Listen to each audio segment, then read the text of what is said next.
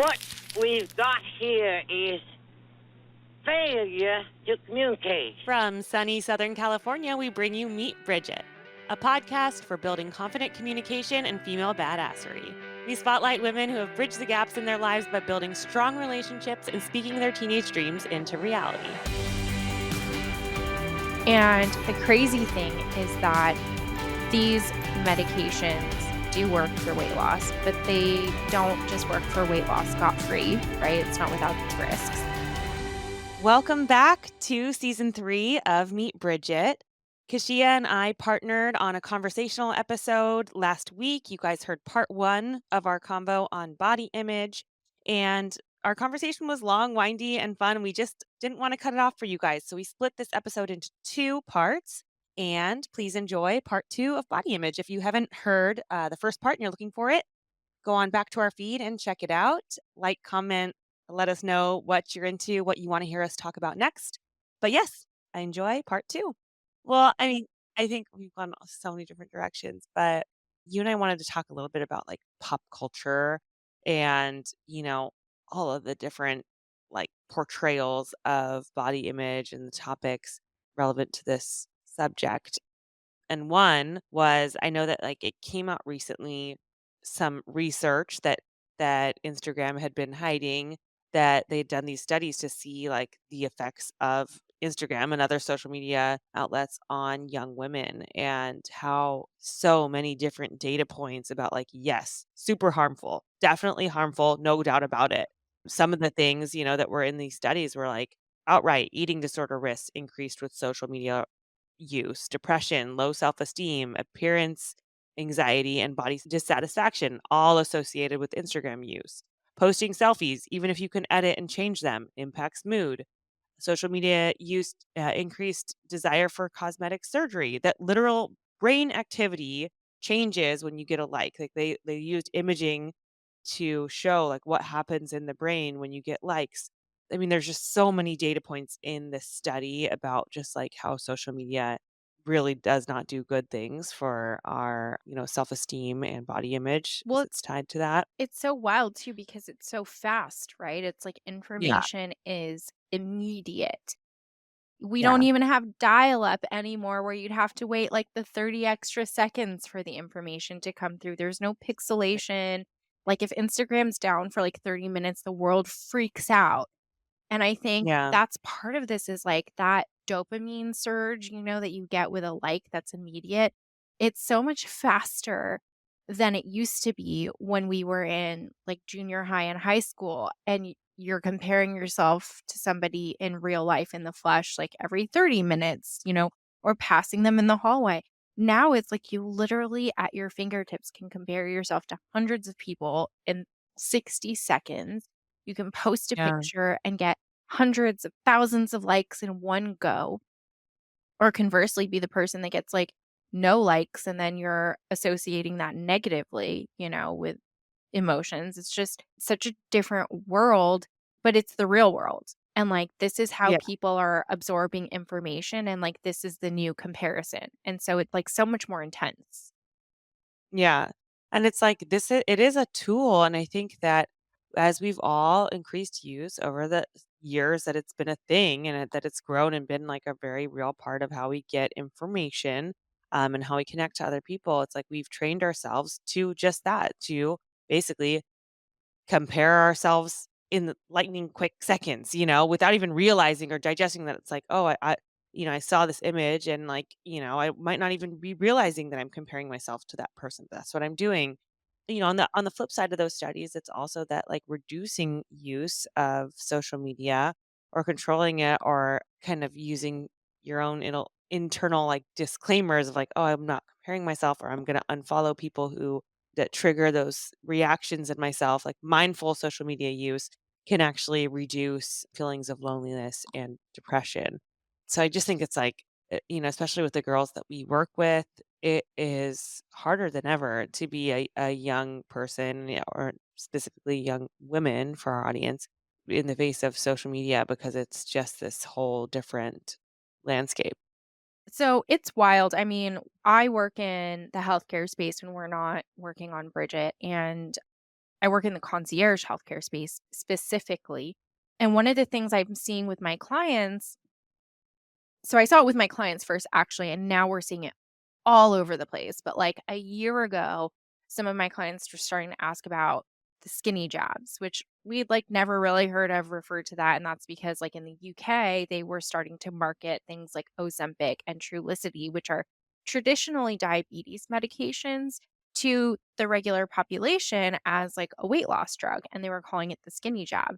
And so very soon after it made its way over to the United States. And now, like, I guarantee you, if you watch any type of TV with ads or anything, like every other ad is going to be like an ad for Ozempic or Trulicity or Saxenda. And it's all of these GLP inhibitors, which are basically they alter your body's insulin resistance and bring down your blood sugar. And they're, which is supposed to be a driver for weight loss.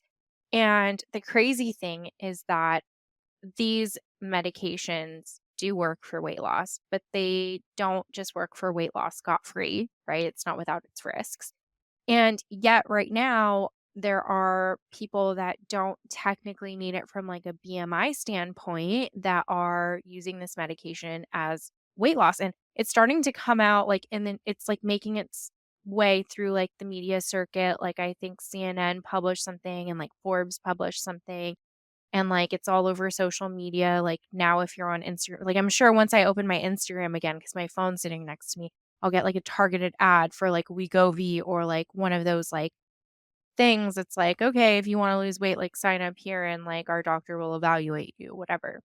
That's a huge thing because like, ads are meant for people to, like, absorb the information and, like, hear it over and over again, and right now, all I'm hearing over and over again is like this narrative that anyone that feels like they're a little bit overweight and wants to lose weight can do it just by taking this miracle drug, which is pretty scary. I mean, I think that there's definitely a use for it for people who like truly qualify, like with, a lot of hand holding from their doctor and like people who have a very high BMI and have diabetes that need to like bring that number down temporarily, but, like, just as, like, a Band-Aid for weight loss, terrible. It's a Yeah. terrible tactic, like, not to address it with, like, food and prophylaxis and diet and I mean, exercise. it's also even on that point, like in most areas of Europe, like it's actually illegal to advertise pharmaceutical drugs. And I'm like, America? Like we talk about my husband and I have talked about this. I'm like, you see the ads and then there's like they just super quickly go through all these side effects and it's like, what? Like this doesn't feel like it should be an ad. Like this is like how do I even interpret this ad while there's like a girl like jumping through the daisies and like having a picnic while they're talking about these like crazy risks and stuff. I'm like, this doesn't feel like something that this doesn't feel right. Oh my god, it's like the SNL skit where it's like, "This drug will make you, like, Yeah. murderous and, like, wanna kill your Yeah. husband." It's like Kristen Wiig, Yeah. like, with a It's knife. fantastic. But, I've heard people like talking about this. They're like, oh yeah, you just basically just go and they'll just give you however many shots that you want. And it just can be a quick fix. And I mean, history has shown us time and time again that like there's no such thing as a free lunch, and especially something like your body and I mean, I think both of us have experienced this through pregnancy recently, is that, like, your body has an incredible feedback system and, like, will gain and lose weight depending on your needs and all sorts of different things, and, the whole system is very complex, and it's like I'm not saying there isn't a time and place for intervention when it's needed to prevent other health issues from happening, but Mhm. just to be, like, flippant about it and just be like, "I can't control, these things," or "I wanna lose 5 pounds, so, like, I'm just gonna go have this external thing change my whole system so I lose it."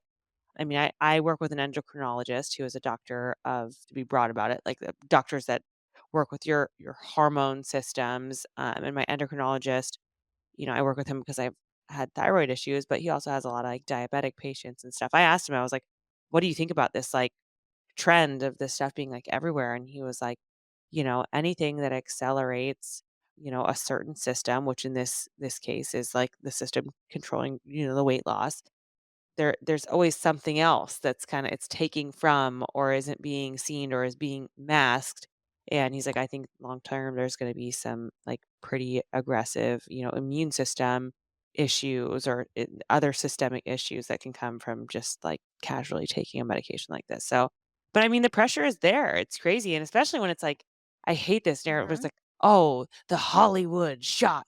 And, then everyone's like, oh, it's the secret of Hollywood. And I'm missing out on that. Like, that's why they're all so skinny and they all look so good. Is they all have this secret. And now I know the secret. I'm like, that even itself is just like kind of sick, marketing. Just like you said, there is Yeah. no free lunch. Like, I know firsthand, like, this medication not firsthand, I guess secondhand, but, like, as Yeah. a prescriber and clinician, like, this medication does not come without risks and benefits, and you have to seriously weigh these things and figure out if it is right for you. At baseline, it commonly causes symptoms of hypoglycemia, which is very low blood sugar. So you have to like wean on to this medication. And most patients like have a very, like, it's not Yeah. an easy ride. Like it's nausea inducing, like dizziness, all this stuff. And so, really, like, unless you're the appropriate patient that it's for, like, you have diabetes, you have a really high hemoglobin A1C, which is a marker for long-term diabetes and blood sugar. Like, unless you're one of those candidates, like, really, like, there are other ways to augment metabolism. And, there are a lot of resources out there. I think one great thing with like social media is that information, I guess it's a neutral thing. It's a good thing and it's a bad thing. But the good part of it is that information is disseminated so quickly. So, like, there are some messages that you can pick up off of social media, which are good. Like, the people that share recipes, which are healthy and easy to put together at home. Like, you have to take everything with a grain of salt, but there is something to one, there's no such thing as a free lunch. Two, everyone has, their own body makeup and needs to be tuned into that. Not saying that there's not a time and place for Western conventional medicine. I clearly practice it, but true proactive health is about starting with, the natural fixes and then utilizing medications and secondary interventions if you need to. But in a lot of cases, we can really do a lot with, dietary changes, cutting out processed foods, cutting out Yeah. wheat, dairy, gluten, which, in the United States, unfortunately, our wheat is genetically modified. Like, that's what we grow here. So, that causes a lot of irritation and inflammation for a lot of people. But, learning more about those things and trying to eat like clean organic foods where you can, if that's possible, or just, stay away from processed stuff. I mean, there's so many different things out there that come before going for a weekly shot Yeah. to disrupt your body's own metabolism. On a more macro level, I feel like it's like a symbol of the effect that like social media has had on us as Mhm. as a people, where it's like I think that it has taken any feelings that we naturally have of like dissociation from our own bodies and how we look and how we feel and how we think other people see us, like that disconnect that I think social media through data has made worse. Our perceptions of like being able to really Mhm. understand like it's that Black Mirror thing. I think that it's like it's a symbol of that. It's like people are like, "Okay," and like there is a magic pill, a magic shot that I can take and it will fix me because I can't fix me. And like I Yeah. can't do this by myself. And some people, for medical reasons cannot. I'm not discounting that, but like It hugely amplifies, like, well, and then it's yeah. also like, okay, well, then once you get off this, like, are you maintaining that weight loss that it helped you with? The same thing with like the keto Mhm. diet was like a whole thing, and it's like, okay, well, like Yeah. what happens when you're out of ketosis? Like, what are you doing then? And like, at what point is this like sustainable for you? I think there's been all these like trends that are like quick fix, and it's like because we're being trained to like look for quick fixes and quick comparisons and quick everything from these like devices in our hands. So I don't know. I think we keep returning to some things that we can do to like combat some of the negatives that we're faced with just by living in the world we live in right now. But it's like, I mean, in my experience, and I feel like you and I have connection about this, it's like things that can help us like slow down, combat that like sense of instant gratification we need with things. But it's like, okay, like if I'm really feeling wound up, like going for a walk always helps, like breathing and looking at the sun and like, not directly, but like, getting fresh air and sunshine and talking with a friend or like when I'm sitting down to eat a meal, like put away devices and sit down and chew my food and like think about it and look at it and connect to it.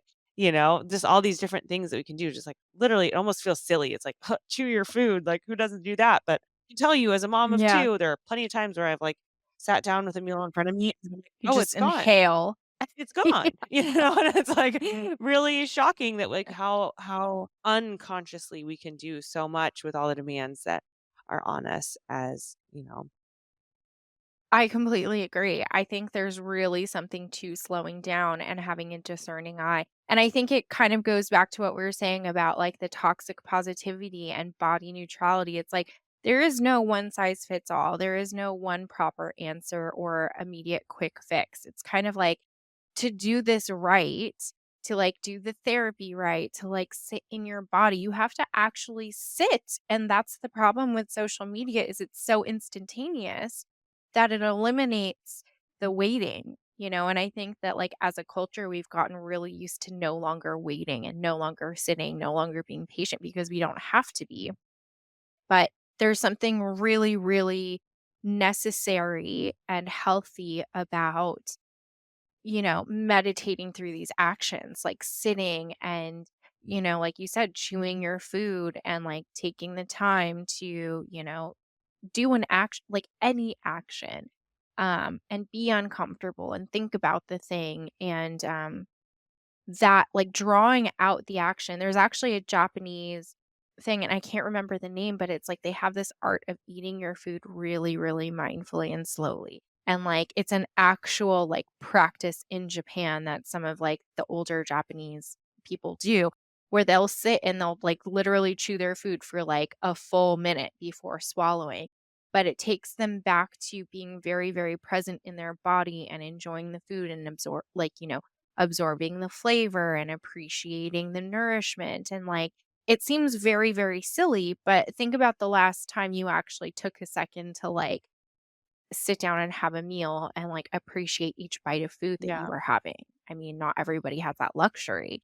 Like, not everybody is able to eat food physically. Like, and so there's a lot to retying our actions and retying our body back to like the present moment by like taking that pause and just being more deliberate. Well, on the topic of social media, like, what do you think about? I feel like there's also two sides to the coin about, we're talking about like this fixation on like celebrities and like we have like, oh, one image of like how this person looks and like, okay, like how did they do it? And some people are like, oh, if a celebrity has had plastic surgery, they should tell everything that they did. We should all be able to know.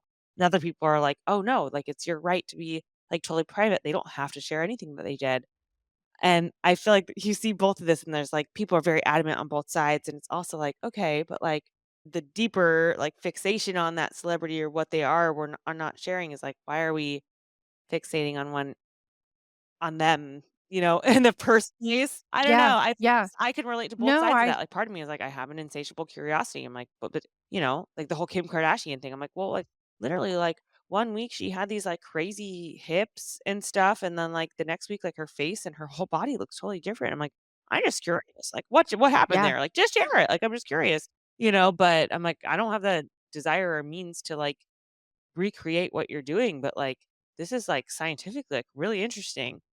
I know it's like our Yeah, morbid totally. I'm like, I'm fascination I'm a with it. sicko, so, like, I kinda Like, wanna know, but at the same time, I'm also like, "Oh, no, like, every person has a right to, like, their own body and doing what they do or do not wanna do, and privacy. be private about it if you want to." I think it's interesting with the idea of, like, celebrity because it's like, okay, if you have agreed to being a celebrity, then are you opting in to, like, your what Yeah. sharing kinda thing Sharing. Yeah. or Because then it's like almost your job to be out there and to, quote and, unquote like, not entertain. informing people, are you misinforming them by leaving information out, but still having your Right. image out there? Oh, yeah, I completely agree with you, and there's a big conundrum there, and I don't know that we have I mean, we don't have the right answer, I Yeah. don't think there is an answer. But, I think that it goes back to like having to take it with Yeah. a grain of salt and revisiting the fact that comparison can be a real killer, especially in cases like this. I mean, money and access can do a lot for you. And a lot of celebrities, and I'm not just pinpointing Kim Kardashian. I mean, I think it's a really amplified example because they are very open about their bodies and utilizing their bodies as like a form of marketing. And I think in a lot of ways they've been really smart about those things. But there is that aspect where, like, if you don't share everything, are you influencing people to think that this is attainable in real life without the resources that they might have? And I think that's sort of like a philosophical question, you know? It's like one of the philosophical questions of our day and age is like, how much responsibility does a celebrity have to the people who are looking up to them? Because there's also the human aspect where humans really have a right to their own privacy. And like, just because they're famous, does that mean that they have to put Yeah. everything out there? I mean, I think that, like, the only conclusion I can reach that feels, like, somewhat healthy on that topic is, like, when you're noticing those things, like, "Oh, I am curious," like, "Well, or I noticed that change," or "I noticed this," and Hmm. you're like, you see on the internet, everyone's, like, has their thesis of, like, "Oh, no, she's doing Ozempic," or "This person's doing this, and they had plastic surgery on their whatever," that it's like, "Okay, I can have those theories and be curious, whatever," but I'm like, at the end of the day, like, Hmm. I will never know all the details of this person's life and how they do what they do, Yeah. what genetic Nor conditions they should have or we. whatever, like, there is no way for me to have the full picture, even if I were their doctor, I would never have the full and complete picture of their life. So, like, why am I wasting energy on it? That it's like the closest thing to a full picture of my own life, and that's what I can focus on, rather than someone else's. So, and even my own, I am still a mystery to me. So it's like, let's not waste time on, trying to figure out what someone else did, when I can just at least focus on what feels good to me and what works for me in a health. Yeah, agreed. And I think it's also important to like sit back in your own body for a second and just remember that like Kim Kardashian doesn't look like me and I do not look like Kim Kardashian. So, I mean, and that's just the truth. And that's never going to change. That's a neutral statement. And so, I mean, start there and then focus on what you can control, which is probably not how Kim Kardashian looks. It's probably, you know, how I look, how I feel, what I'm putting in my body, how different foods make me feel, like physically. Like, does dairy, not always make my stomach feel great? Yeah. Okay. So, like, let's maybe not do so much dairy and Yeah. cheese today. Like, which, by the way, like, Jude has a pretty intense dairy aversion, and so, I mean, it's kind of wild, like, breastfeeding and, like, passing that along makes you so much more conscious of what you put in your own body. Breastfeeding is gnarly because it's like it's pregnancy is its own thing, but I also feel like breastfeeding, there's such this like fixation on it. Like, people are like, oh, breastfed is best, which like, there are the studies that it's like, okay, yes, like your breast milk is the perfect food for your baby if you can produce it, but then like the moms that are unable to produce, they're like, well, then like, are you telling me I'm not taking care of my baby the best way I can? And it's like, that's also not true. Like your baby is like fed is best too, that it's like, there's so many different pressures I feel Yeah. like we can feel. And I've had friends that like dealt with a lot of that where it's like, okay, my baby has a milk protein allergy. So like I have to change all these different things in my diet, and, like, my both of my daughters have had eczema, and I'm, like, trying to figure out, like, "Okay, what is causing the eczema?" And, like, is it a Mhm. good thing because she's exposed to the allergens early, or is it a bad thing because she is allergic to stuff? Like, you can hyperanalyze, like, so much that I feel like just as, like, Oh, yeah. petri dish of, like, seeing your body as, like, this Judgment. control, that you need to, Yeah. like, pull all the levers and, like, figure it out. There's a lot of pressure. Yeah, no, completely. And I feel like, to be fair, whatever you decide is your choice, just like everything in life. And like, I decided that I wanted to try to breastfeed my son as long as possible. Not until he's 18, maybe one, but we'll see. We'll see how it goes. I've like tried to give myself the grace of like just going for the ride, And I think part of that comes from having the pregnancy loss. It's like, okay, there's so much that's so unpredictable that, like, with Jude, it's been much easier for me to just sit in the gratitude of being like, "Okay, I get to come home to you today, and, like, that's a great day."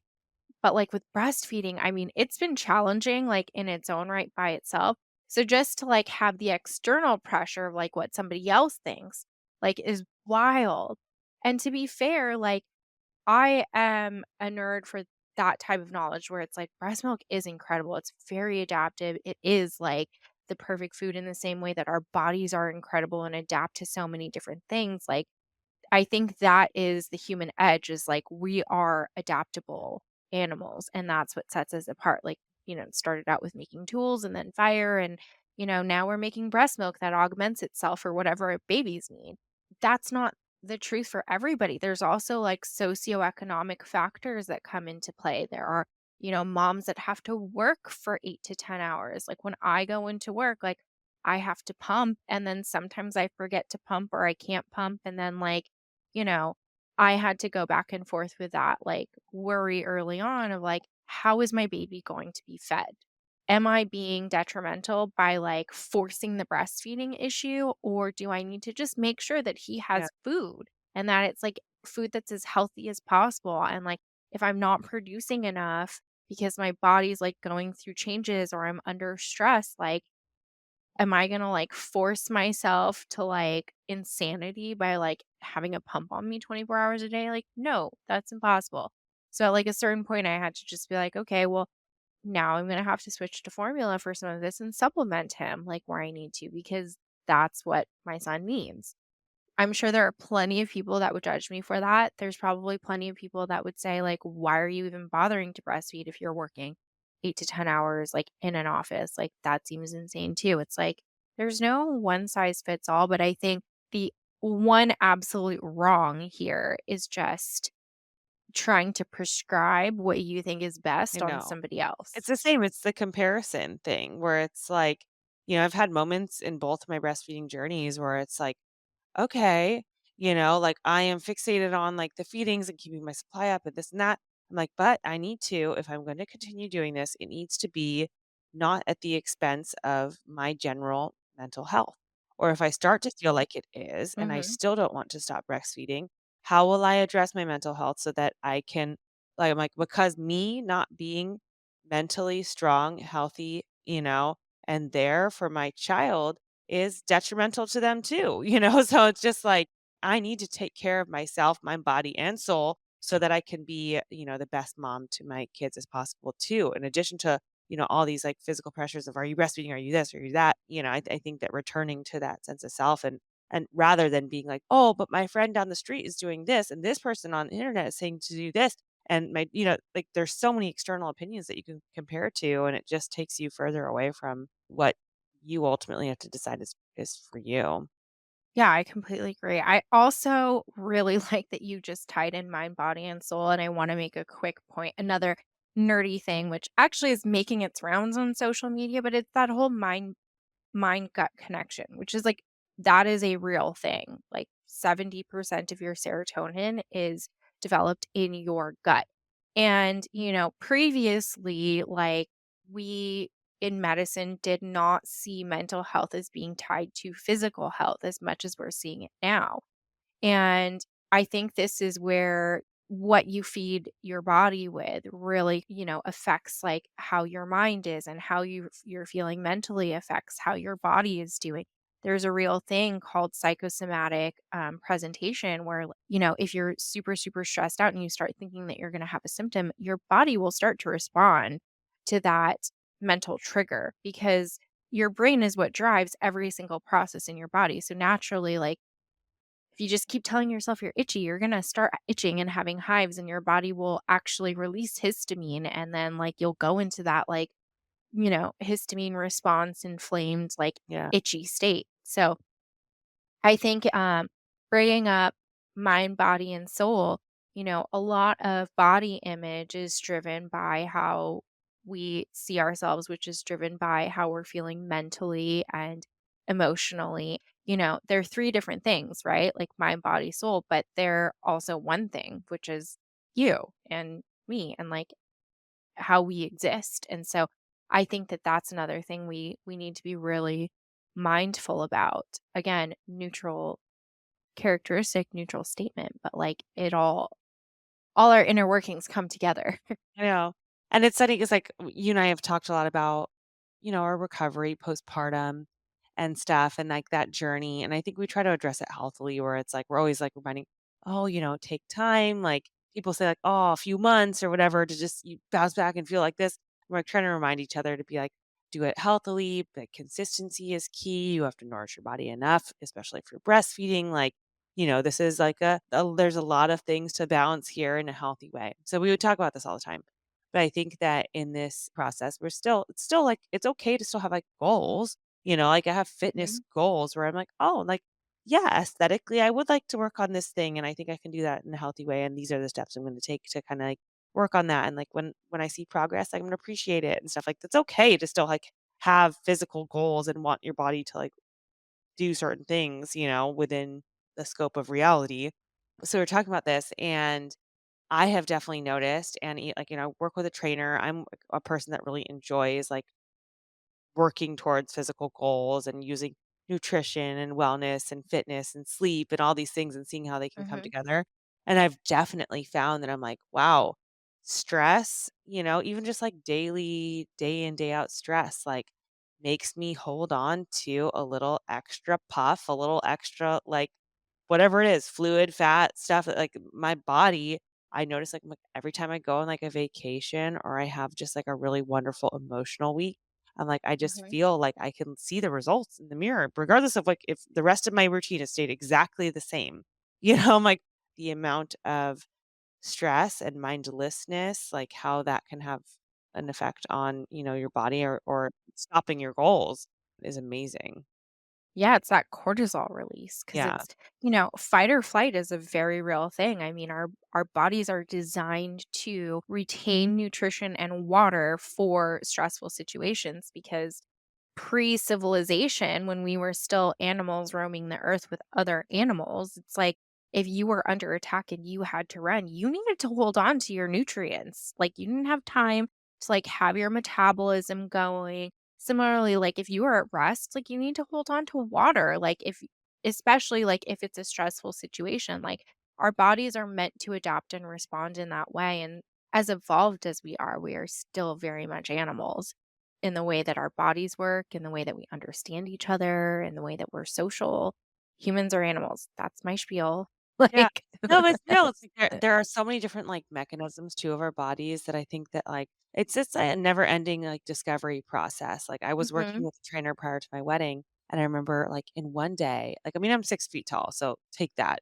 But, like, Yeah. in one day, I weighed myself, and this is, like, right prior to my wedding, so I'm like, "Oh, I need to fit in the dress and everything," and, like, want to have everything fitting good, and, my weight went up by, like, 9 pounds in one day. And I went to my trainer, and I was like, "What are you doing? This is bad." I was like, this is like an emergency." And he was like, "Listen," he's like, "when you are building muscle, like your body retains water around the muscle while it is, putting things together and stuff." And like, Repairing. Yeah. it's part of that process. He's like, "That's actually a good thing, and then once your muscle is done like repairing, it'll shed the water." He's like, "Trust me." He's like, "You're weigh yourself again. Like, after this many days or whatever, and it'll probably come down and like regulate." And he's like, "That's actually like a really cool indicator of like what your muscles are doing at this time." He's like, "Man, I've never seen it like that drastic." He's like, "But you are 6 foot tall and like, at this level of leanness or Yeah. whatever it was." But I just remember kind of looking at him. I'm like, "All right, like, we'll see." I'm like, "My dress isn't fit. I'm coming to you." And that is what happened. Like it did come down and like I could kind of see the results and everything. I'm like, man, like if I wasn't working with someone that like intimately knew this process, like, and Mhm. he could give me that reassurance, like, we could be panicking right now, I'm like, and there's so much knowledge about, like, your body does these different things for a reason, and we are Yeah. like you're saying, like, the thing that makes us all human is that we adapt, that we are flexible, and we can take new circumstances and things and incorporate them and keep moving, keep living, and I think that, if we were to wrap, like, the theme of this conversation up with anything, it is that, like, body image is not image. It's not a singular image. It's like it's body like I don't know what you would It's call very it. fluid. It's this very fluid and abstract idea. Yeah, body living. Yes. It's not just like one. It's moment. actually It's very happening. existential. It's just like how we're seeing ourselves, in the world. That is body image, which tacking on to what you just said, like I've been working with a trainer too since I was 2 months postpartum, not necessarily to lose weight, but part of like my whole thing with body dysmorphia was like I want to feel like now I try to get ahead of it because I have an understanding of like my mind at baseline. And so I've learned how to appreciate myself so much more and be so much more comfortable in my skin and so much more graceful about these different flow states, not to say that there aren't periods of being super uncomfortable or just feeling out of sorts, but in working with the trainer, I've been able to stay really, really stable and like look at these little tweaks carefully and like understand these fluctuations. And I just wanted to like point out here that my trainer and I went through a very similar thing. And she reminded me, she was like, it takes almost 3,000 additional calories to gain a pound of fat. And so she's like, when your weight fluctuates like this, you have to think about the different things that are going into this. Like, are you stressed? Did you sleep? Like, have you used the bathroom yet? There's so many different factors to the number that you see on the scale, and it fluctuates throughout the day and throughout the week. I mean, if anything, you should be thinking about like a law of averages or like the trajectory or like using, data points over time because taking your weight on a singular day or like from one day to the next is not really indicative of progress, like negative or positive. Our bodies go through so much. And like you said, like we're meant to adapt to so much that you can't really take something like as simple or frivolous as the number on the scale at face value. Like it's just a number. It's just Yeah. in that way, just a number. And our body composition is like there's so many different things. Like it could be muscle, it could be bone mass, it could be water, it could be Mhm. like, it could be poop, like, literally, like, Yeah. how like, it could be so many different things, and then you throw into the equation, like, are you breastfeeding? Like, how much breast milk is, like, on board at any given point? Like, there's Yeah. so many, and I think, like, I've talked with a nutritionist about, like, kinda what's going on with me right now, and it's like, well, I think that I'm in a state where it's, like, to maintain my milk supply, my body is holding on to X amount of, fat stores just to, like, Yep. you if what my body's knowledge, which is beautiful, is doing is that it's like if there were to be a famine, this little extra store is would be protecting my baby's food. And it's like, Mhm. okay, taking that information and being like, okay, like then this is fine. Like it's something I should be at peace with because my body's doing something wise, and I Mhm. think that returning to that point where it's like, and I really had to re-educate myself with this after cancer, but it's like cancer sucked, but, like, my body is still wise, and our bodies are wise, and they are adaptable, and they're taking things and incorporating them and changing constantly. Oh, yes. That's really beautiful. I completely agree. I'm gonna take that and run with it. You are wise. I'm not actually gonna run with it, It's, but this is a nice late night recording. oh, yeah. No, what I was gonna say, just to complete the thought, I'm not actually gonna run with it because I hate running, but I'll I cycle know, with it or I know. Pilates with it or There you go. Or yoga, something else. I'll something else. sit in my body with it. Yes, yes, Yeah, this is a late one for us. I think we've both lost our minds a little bit, a little definitely bit. You've been gone along with us on the off. ride, and, like Yeah, gone off on some tangents, but I stand by everything that we discussed tonight. And if there is anything in this conversation that is outright wrong and someone's like, "No, you were wrong about this." I'm like, "Yes, I accept it. Bring it on. Correct us with Probably. information, whatever." But the end of the day, we aren't trying to like, make a statement or fix or prescribe anyone with anything.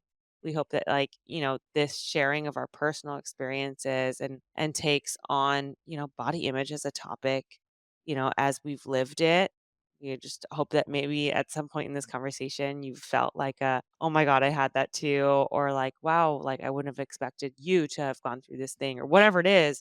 We hope that maybe you felt a sense of community just by sitting with us here today and talking like girlfriends like we do on the phone and in person, as much as possible. I love this. I could honestly, I mean, I'm sure we'll have plenty more of these episodes where you and I just riff on different things from, mental health to finance to living with, chronic disease. We've just got a lot to share with you, and we're so grateful to have a community that will lend us their ears and sit with us and, be present in their bodies with us. Yeah. I think at the end of the day, it's like shared experience is something that just brings us peace as people, Hmm. like I can't tell you how many times it brought me peace to like hear that someone else was going through cancer with me or to hear someone else's like experience of pregnancy or whatever that someone I trusted, like being able to like, relate on these different points that are hard to experience in a vacuum, they're easier to experience together. So that's our mission at Bridget. We have lived it by like providing that for each other in our friendship. So through these episodes, I hope we're bringing a dose of that to what we're doing on the podcast. So I love you, Kishi, and I love you, listeners. And let us know what you think about this kind of episode. If you have topics that you'd like us to just like chat on, and we'll do our best to incorporate them and let you know kind of from our experiences what we've put Send in together. questions. Love it. Yeah. Have a Okay. great night, everyone. Have a great Good- week. Whatever time of day you're listening to Whenever you're this. listening to this, it's night for us. Good night. Good night. Bye.